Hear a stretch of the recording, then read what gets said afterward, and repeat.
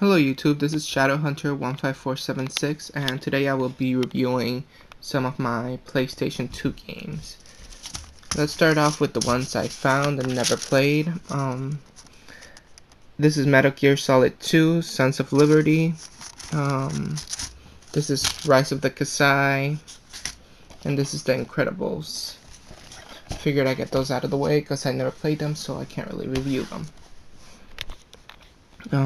This is Prince of Persia: The Two Thrones for PS2.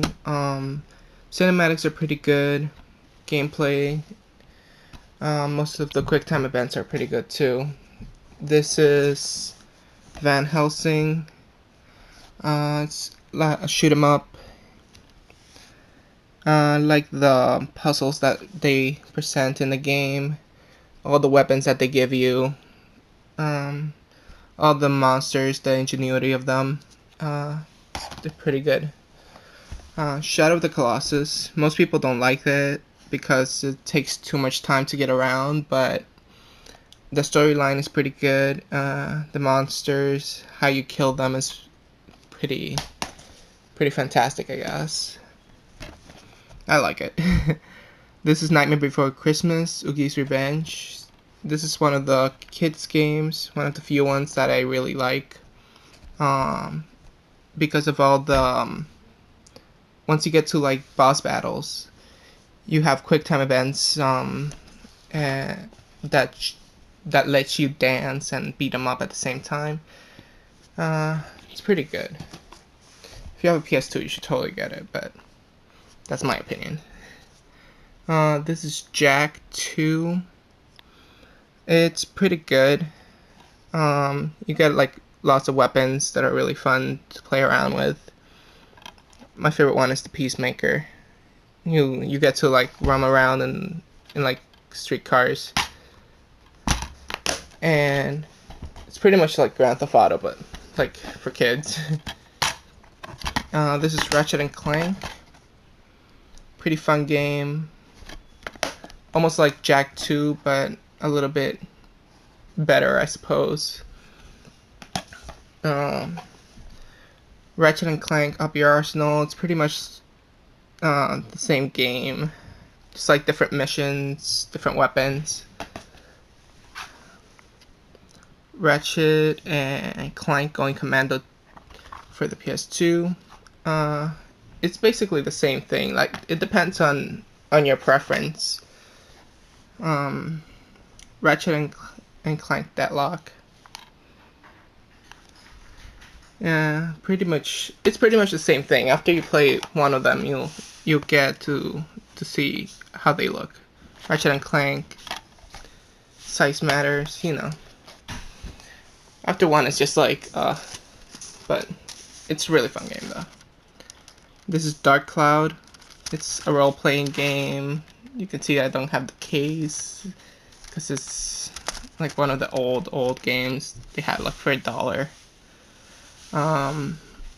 It's really fun. It's an RPG that you go around collecting like town parts, I guess, and you get to build your own town. You go into dungeons trying to collect them. This is Jak and Daxter. This, I believe, is the first game for the Jak and Daxter series. This is Jak and Daxter: The Precursor Legacy, actually. And it's pretty funny, like the Jak and Daxter series, I suppose. So if you want to get that, you should probably get that one first so you know what's going on. This is Jak and Daxter: The Lost Frontier. Most of the game is based on flying around, destroying ships and stuff, but once you get to a planet, you can actually see more of the Jak and Daxter gameplay that you all know and love. This is Jak and Daxter 3. Pretty much the same thing, except more roaming around with like cars and stuff. You get into more races than you normally would. You know, it's a Jak and Daxter game. You can pretty much tell what it is. Street Fighter EX3.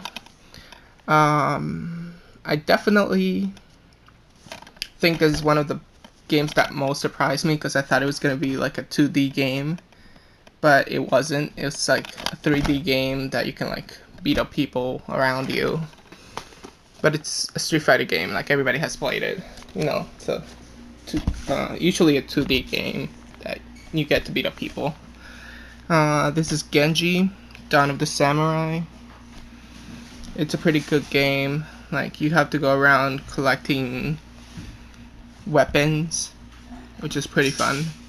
I beat it completely. Get every single weapon. But it's like a samurai game. Like, you just go around destroying evil monsters and stuff. And obviously there's like some sort of princess you have to save. You can change between both of the main characters. This is one of them, and this is two. I think his name is Benkei or something. He uses like a giant hammer, which is, I think it's really unfair, but it's really overpowering. So, and he's the basic guy, you know, swords and stuff. They get like godly weapons through the game. It's pretty fun. This is Mark of the Cree, one of the old games again.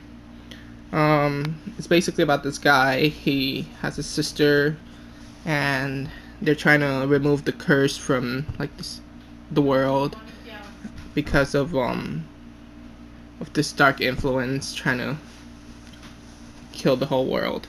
It's really bloody, gory. There's like a whole bunch of moves that you can like decapitate people with and stuff. Yeah. This is Naruto Chronicles 2. Naruto game, pretty much what do you expect. He goes around in 3D form, beating up other samurais, trying to save the village and stuff. This is Hurdy-Gurdy, one of the old games again, but this one's like more childish than the other ones. It's basically what it says. You go around herding animals. I find it really fun. You get different items that you can herd with. There's like bears and stuff. You have to find out how to like go throughout the world without killing them. This game I did not like, but it shouldn't stop you from picking it up, I guess, if you like it. It's basically a vampire apocalypse, and it's called Dark Angel Vampire Apocalypse, obviously. It's like a dungeon game. You go around killing people. Didn't get much gameplay into it. I didn't really like it, but if it's your thing, you know, you can pick it up or something. True Crime, New York City. Definitely a must pick up if you haven't played it. It's basically like Grand Theft Auto, but like you get more freedom, I suppose, in Grand Theft Auto. In True Crime, you get to be good or evil, like depending on how you kill the person. I think it's like really fun. Totally pick it up if you can, I guess. Naruto should put in Ultimate Ninja 4. Good gameplay, I suppose. But it's basically like every other Naruto game. You know. Same thing with Ultimate Ninja 3. No, less characters, but all the same, I suppose. My favorite characters, Neji Hyuga, the Hyuga clan, or Hinata. I really like Byakugan, so that's something that I prefer. This is Sly 3, Honor Among Thieves. I don't think if you pick this up, you probably like it right away, because there's like 2 other sequels behind it. You should probably start with Sly 1. The Thievius Raccoonus. But they're all good. I personally like the second one because I don't know, it was a lot funnier. So you see that he got in a wheelchair. He wasn't like that before. But something happened and you don't know what it is, so yeah. Gameplay is pretty good. You get a lot of items to play with. If you want to pick it up, go ahead, but let me stop you. But I suggest you go for the first one first. This is Twisted Metal Black. It's a destruction derby kind of thing. You get to like race and stuff. Mostly just killing other people with your car. Final Fantasy VII. Dirge of Cerberus. Roleplay game. You get to shoot stuff. Like it's a Final Fantasy game. I don't really like Final Fantasy, but this is definitely one of my favorite ones, which I can't really say because I haven't played the other ones, but yeah, it's a good game, I suppose. The bosses seem a little unfair, but once you get used to it, it's pretty good. This is one of my all-time favorite, Max Payne. The puzzles are really good. You get to shoot stuff. It's pretty fun. Like you get to slow down time and kill your enemies wherever you want, like headshots and stuff. There's stuff blowing up all around.